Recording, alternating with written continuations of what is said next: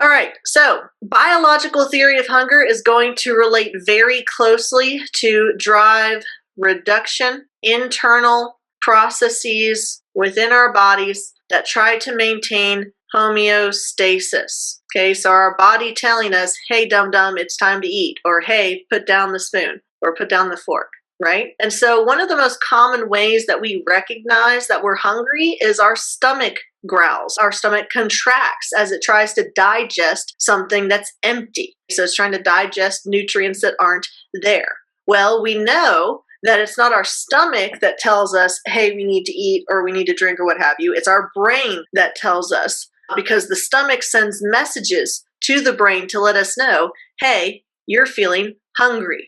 You're cranky because you're hungry. Go eat a Snickers bar or something. And so in order to study this empirically, to gather data rather than just subjective definitions of how hungry you are on a level of 1 to 5, they did this experiment where they put a balloon down someone's throat, which you'd have to pay me so much money if I were to do that. Now, it's not inflated when they swallow it, y'all. It's deflated. Then once it gets down to the stomach, that's when they blow it up. Right? And the purposes of this is so that it can press against the walls of the stomach. So whenever the stomach contracts, which is a sign that it's grumbling, that it's sending hunger pains, they wanted to see if the subject was also consciously aware of being hungry. Okay, so they wanted the subject to press this button each time they felt hungry. And what they found was that there was a correlation between stomach contractions and perceived feelings of hunger.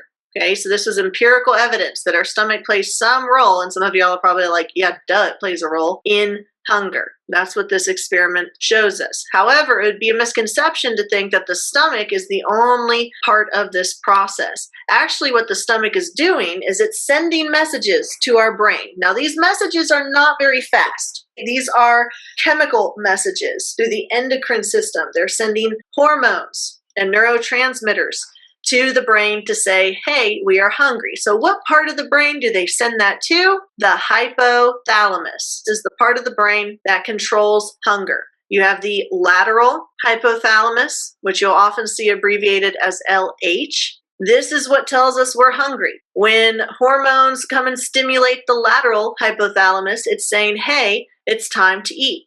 How do you turn that hunger off? You stimulate the ventromedial hypothalamus, sometimes abbreviated as VMH. So lateral tells us that we're hungry. Ventromedial tells us that we're full. There are neurotransmitters and hormones in our blood that send these messages to let us know consciously we are hungry. It is time to start eating. So our body chemistry can influence when we feel hungry. Y'all have heard of glucose. Glucose gives us energy. Y'all may have heard in biology of ATP, the conversion of energy. Okay, so this is where we get our energy to do things. It's through glucose. This is our blood sugar levels. If your glucose levels are low, that means you are hypoglycemic. When your blood sugar levels are low, you feel hungry. So if you've ever had to give fasting blood at the doctor's office, because they're like, we want to measure what your resting metabolic rate is. We want to see if your blood sugar is too high. You may be a little cranky and you may be more tired because you haven't been able to eat. That's why when you're hungry, it's very difficult for you to focus or to pay attention to anything because you don't have the energy to do so. Your body can't convert that sugar into energy to complete tasks. When your glucose levels are high, you feel full, which makes sense. If you eat something and that puts energy into your bloodstream, then you no longer need to eat. Now, how does our body maintain homeostasis with glucose? Well, through the hormone insulin from your pancreas. Now, not everyone is born with the ability to create insulin, so store-bought is fine. In fact, diabetes used to be a death sentence. With type 1 diabetes, you'd be diagnosed with it when you were young and just waste away and eventually drop into a coma because you were not able to regulate sugar coming into your body until they figured out how to manufacture it in a lab. And now we've seen the life expectancies of people with type 1 diabetes and type 2 diabetes extend immensely. So they inject themselves with insulin to make up for the lack of insulin produced by their own body, and that helps to maintain homeostasis. that balance that relieves the tension that we associate with our drives, like our drives for food or for water or for stimulation. There are other neurotransmitters that are involved in influencing hunger, and you may be surprised that they're the same neurotransmitters that impact our mood. Now, if you are low on these neurotransmitters, you're going to feel hungry. If they're high, you're going to feel full. So this is my excuse for when I get hangry. Of course, I'm angry and cranky. I'm hungry. I do not have enough dopamine. Now, norepinephrine is adrenaline. Adrenaline gives us energy. You may remember that when our adrenal glands are stimulated and they release adrenaline into our bloodstream, that our parasympathetic nervous system, our rest and digest system, shuts down. We don't need to focus on digesting food. We need to focus on escaping the threat that has just entered into our perimeter. So when you have a lot of energy from adrenaline, you don't need energy from glucose. So you feel full. You stop digesting. Dopamine is the pleasure chemical, which is why eating feels so good. Why it fills the void in my soul is because it sends dopamine to your nucleus accumbens. Okay, so too little of this means that you're going to be bored and you're going to be sad. So food equals happiness. You heard it here first. Serotonin helps with regulating depression. So one of the symptoms or the signs of depression is when someone starts eating too much or they start eating too little, they start sleeping too much, they start sleeping too little, and that's because their serotonin levels are off kilter. They cannot maintain that homeostasis. Now, how do you get serotonin without getting it prescribed? Well, it is present in tofu, it's present in eggs, cheese, which by this time that should mean that cheese has cured my depression because I eat so much of it, and salmon. As if I could afford that. All right, so cheese, salmon, tofu, and eggs, that leads to increased rates of serotonin. So it makes sense that as a person goes through depression, their hunger levels may fluctuate. So back to the hypothalamus. What does it tell you to do? Well, the lateral hypothalamus tells you that you're hungry. When it gets messages like hormones that stimulate it, it says it is time to eat. Now, if your lateral hypothalamus is lesioned, which is another word for damaged, then that means you will never feel hunger again. You may be starving, but you wouldn't know it unless you're like feeling your stomach and you're like, oh, there's an earthquake in there. So this could lead to extreme weight loss. So the way to remember this is LLL. Lateral hypothalamus, when lesioned, makes you lean. Lateral hypothalamus, when it's lesioned or damaged, it makes you lean because the lateral hypothalamus, when it's working correctly, stimulates hunger. The ventromedial hypothalamus, by contrast, tells you when to stop eating. When the stomach sends messages saying, hey, you're full, okay, that's when your ventromedial hypothalamus tells you not to eat. If that's damaged, then you will never feel full again. No matter how much you eat or what you eat, you will never be satisfied, which sounds awful. Leptin is an anti-obesity hormone, which is released by fat cells that become too bloated. So when your body notices, hey, we've got a lot of fat, we should probably stop eating, that's what stimulates your ventral medial hypothalamus to say, hey, they're good, we have enough energy, we don't need to keep doing this. Ventral medial, if it's lesioned, then that can increase your risk for obesity. Whereas ghrelin, another hormone, is a hormone that stimulates your lateral hypothalamus. The ghrelin hormone is a hunger hormone. The leptin hormone is a satiety hormone, telling you to stop eating. So leptin stops hunger, so it goes to the ventral medial hypothalamus. Ghrelin is a hunger hormone, so it stimulates the lateral hypothalamus. So this satiety hormone is also known as an anorexigenic, okay, which may sound familiar if you've ever heard of the eating disorder of anorexia. People who are suffering from anorexia often very tightly control the amount of calories that they consume. It's often a symptom of OCD or a symptom of traumatic abuse in which they try to exert some control over their environment, and the one thing they can control is how much they eat. So when you look at leptin, It is an anorexigenic, which tells you that it's trying to get you to stop eating, whereas the ghrelin hormone actually stimulates your hunger. There's also another one known as orexin. Orexin is a hunger hormone that not only plays a role in hunger, but also plays a role in sexual behavior and in wakefulness, so in terms of your stomach. Now, ghrelin is released by the stomach, which then sends it to the lateral hypothalamus, telling you that it is time to eat. In addition to your individual biological influences on your hunger, you also have a heritage that influences your hunger or your weight. This is genetic influences on weight. So the number of fat cells that each person is born with isn't the same across the board. Some people have more than others to a certain extent. So genetics can determine your risk of possibly having obesity later in life or diabetes later in life. And this affects your set point and your metabolism. Now, the fancy way to say metabolism is basal, okay, your base metabolic rate. This is your resting state. What is your metabolism when you're not doing anything? Now, at my age, my metabolism has severely dropped. So I'm not burning as many calories by just existing. Whereas when I was a child or a teenager, I could eat entire packs of Oreos and not gain a single pound. And, all parents, my grandparents, older people, they would just be like, you just wait. And I'm like, whatever, boomer. And then I got to this age and I'm like, snap. Okay, so when you're young, your metabolism is high. You can eat whatever you want and has no effect on your body, it seems like. When you're older, however, your metabolism starts slowing down. Okay, you're not able to expend as much energy and to burn as much fat. So now if I'm even in the same room as food and I smell it, I gain weight. Your set point is your body's ideal weight. Now, this doesn't mean society's ideal weight. Okay, because that's a social construct. This is talking about your body's ideal weight. Think of it as a weight thermostat. Okay, just like with your temperature, you want to be somewhere around 98.6.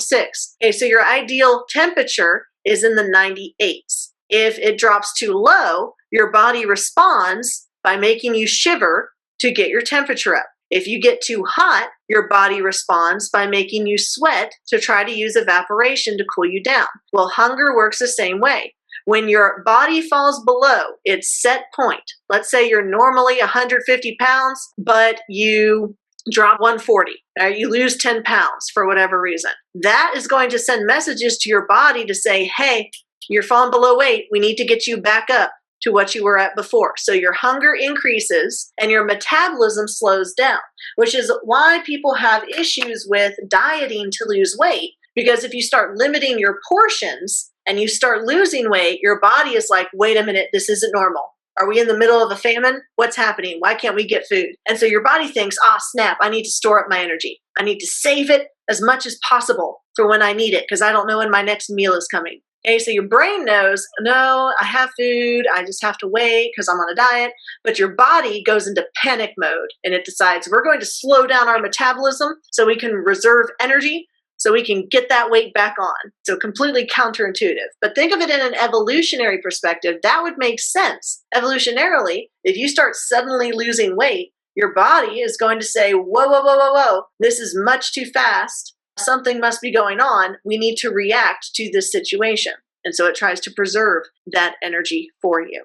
Now, not everyone's metabolism is going to be the same. So even though younger people tend to have higher metabolisms, that's not necessarily going to be true for everybody. And you can also have other glands that get in the way of that metabolism, like thyroid issues. So if you have hypothyroidism, that's going to lead to you gaining weight. If you have hyperthyroidism, that's going to lead to you losing weight. So it's not just your stomach, it's not just leptin, it's not just ghrelin, it's not just in your head. There are multiple biological factors that can result in you gaining or losing weight, either in a healthy or in an unhealthy fashion. So pretend you're a business owner. You made a lot of money on the stock markets, and your profit depends on worker productivity. You have 5 workers, each of whom responds to a different method of motivation. So worker number 1 needs instinct perspective. Number 2 needs incentive-based theory. Number 3 needs drive reduction. Number 4 needs arousal theory. Number 5 needs Maslow's hierarchy of needs. Explain how you as a business owner would use those different methods to influence the productivity of your different employees. And don't worry about being ethical. You can write about unethical stuff if you want. Although last period really took that seriously. They're just like, okay, we're going to try to make every single one unethical. And I'm like, okay, guys, you little sociopaths. I love you, but I never want to work for you. And you can post your answers in the chat and we'll go over them together. The incentive theory states that motivation to complete a certain task increases when the incentive to do such tasks are increased. By offering your employee a raise when they increase their productivity, the employee's motivation will increase, leading them to completing the given task of working more productively. Good. We've done 1 out of 5. The incentive theory. That should be like number 2 of the 5, I believe. Instinctive motivation refers to the responses acquired through evolution to help an organism survive. By placing a shock collar on the first employee, you would be able to control their schedule by capitalizing on their instinctive fear of pain. All right, so I like that because that very easily could have moved over into behaviorism, that could have moved into the incentive theory of, oh, well, incentive could also refer to trying to avoid negatives, but you specifically described their instinctive aversion to pain. And so that's what made that definition and application applicable. Someone else for instinct theory? The instinct evolutionary perspective means that someone is motivated by biological internal motivations to do something. Well, that refers more to drive reduction. Okay, if you're talking about internal factors, like external would be incentive, internal would be drive reduction. And instincts are something that you don't have to learn how to do. So that's probably going to be the more difficult one for y'all to answer, is because what instincts do humans have except for their instinct to avoid pain, which is why I like that example of shock collar for the avoidance of pain, even though he specified how it was different from incentive theory. Okay, so incentive, a raise, that's pretty, obvious in this situation. Like if you give them more money, that could be a good motivator, although you could also run into the over-justification effect, where instead of doing it for intrinsic reasons, they do it just for the money, and thus their motivation decreases. Remember that drive reduction is internal, and that's talking about internal drives like hunger, thirst. So we're trying to break the tension when homeostasis gets out of whack, so we try to bring balance back to it. So we've done this one, and we've done this one. We've still got 3 to go. Maslow's hierarchy of needs states that there are certain environmental and emotional needs that must be met for people to achieve self-actualization. Good definition. Attempting to financially and emotionally aid your employees may allow them to approach self-actualization, potentially making them more motivated. So they don't have to worry about the bottom levels of the hierarchy. They got that covered because they're working for you. So you want to continue to have them working for you, and so they'll work harder in order to maintain that job. Good. Number 5. Someone in arousal theory said, the arousal theory refers to people's drives to achieve an optimal level of arousal or interest. Good definition. Giving workers challenging but achievable tasks throughout the day will keep them interested, but not overwhelm them to the point that they are no longer aroused. Excellent. You're specific by saying, hey, challenging but not overwhelming, because that could lead to them giving up and being discouraged.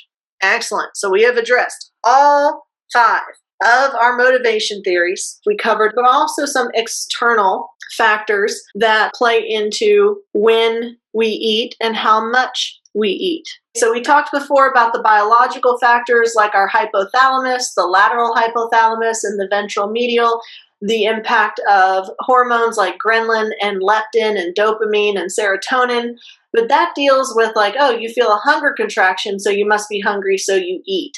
You're going through drive reduction and there's a tension, so you're trying to get back into homeostasis. Okay, so now we're going to move into the additional factors that affect when we eat. Time has an effect on hunger. When it gets time for breakfast or time for lunch or dinner time, culturally we have different understandings of when it's time to eat. Like my dinner time is around 5 p.m.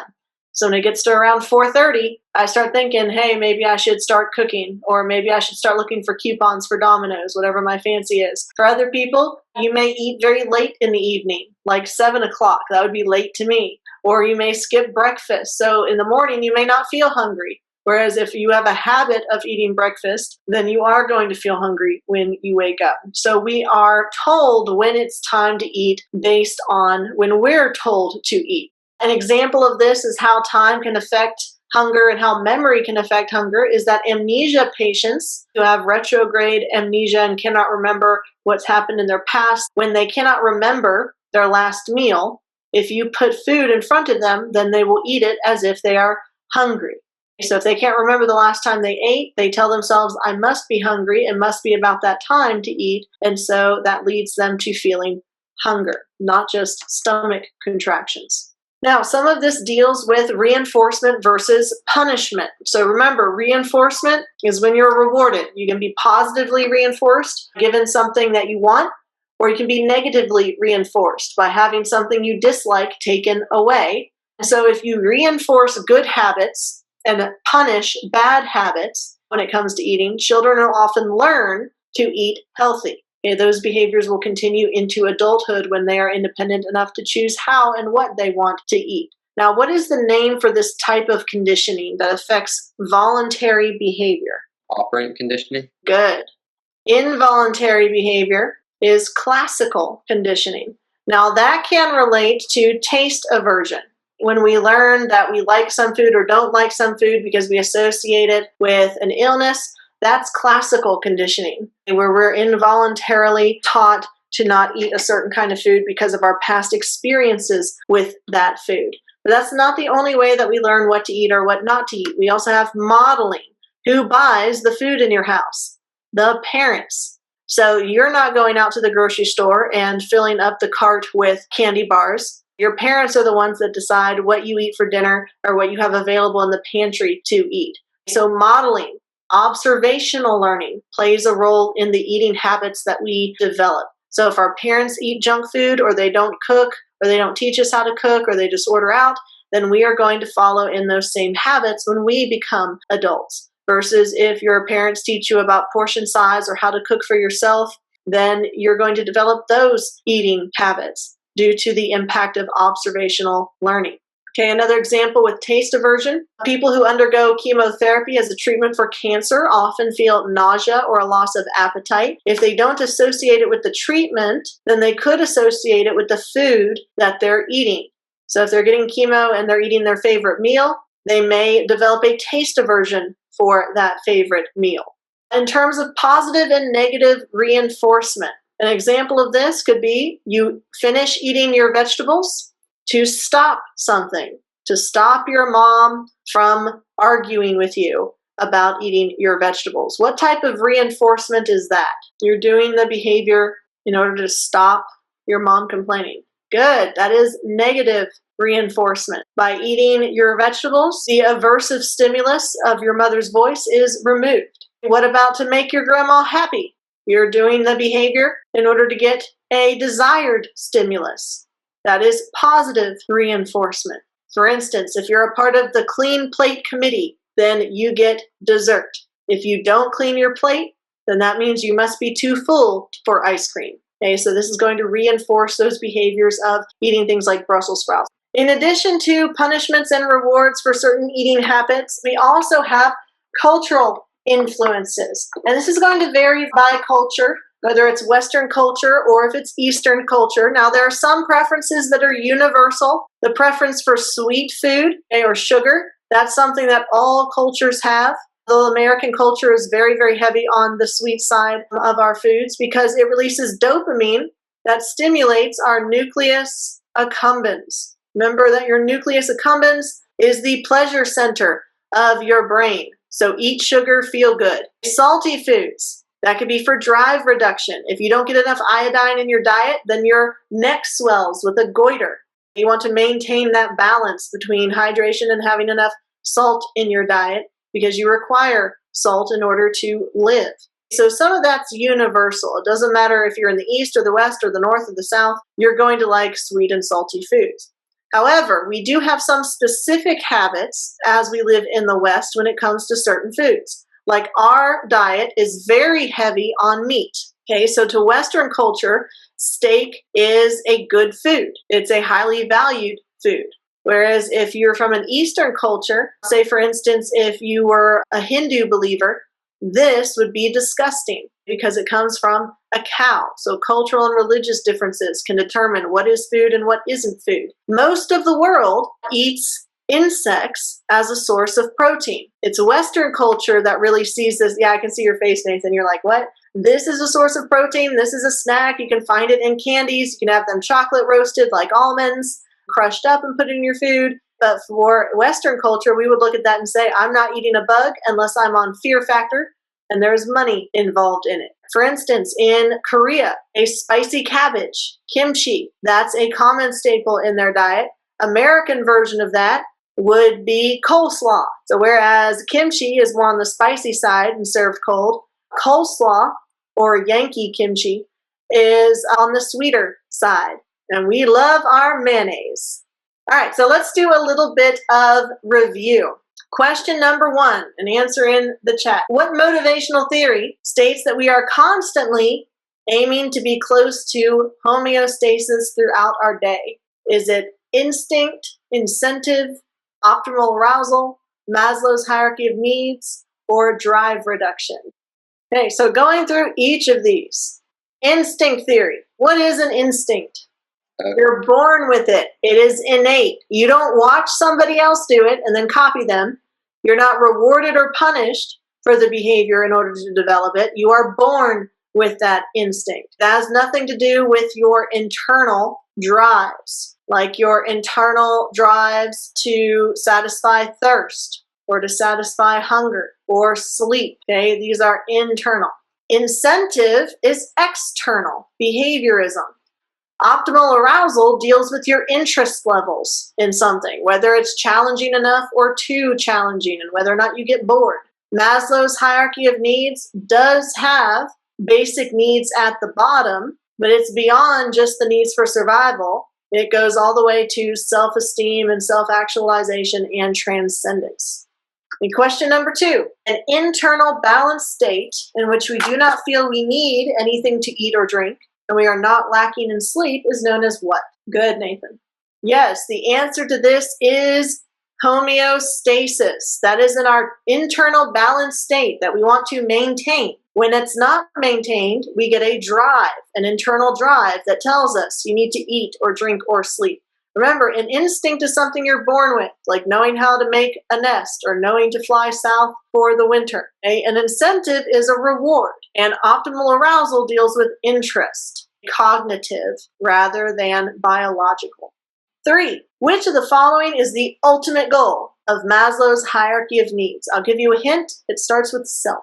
Excellent. All of y'all are answering A. Now, that's not the only thing on the hierarchy of needs. That's just the highest level, the most difficult level to get to. Self-esteem is on there. Basic needs like food, water, shelter, and Wi-Fi is here on the bottom. But the ultimate goal is to get here. And then eventually, once you have become self-actualized, you can help other people become self-actualized through transcendence, helping others to level up, as it were, on this hierarchy. Question 4, which of the following most accurately describes motivation in a broad sense, not a specific theory, just how would you define a motive or motivation? All right, good. It looks like most of you put C. A complex behavior that is rigidly patterned through a species and is unlearned is instinct. A positive or negative environmental stimulus that motivates behavior is the incentive theory. And remember, it's not asking you for a specific theory that explains motivation. It's asking you what is motivation. A tendency to maintain a balanced or constant internal state is drive reduction. A need or a desire that leads to behavior, that is motivation. You are motivated to eat or drink or sleep. All right, last review question. Which of the following is an example of a secondary motivator? And secondary means learned. It is not innate. Good. All of y'all are putting D. Money does not inherently have value. It only has the value that we give it, kind of like GameStop shares or AMC or Bitcoin. If you give a baby $1, they're probably just going to eat it or something. They're not going to know that it's valuable, right? These are primary motivators. And the thing about secondary motivators is that you use them to satisfy your primary motivators. So can you use money to get sex or food or water? Yes, you can.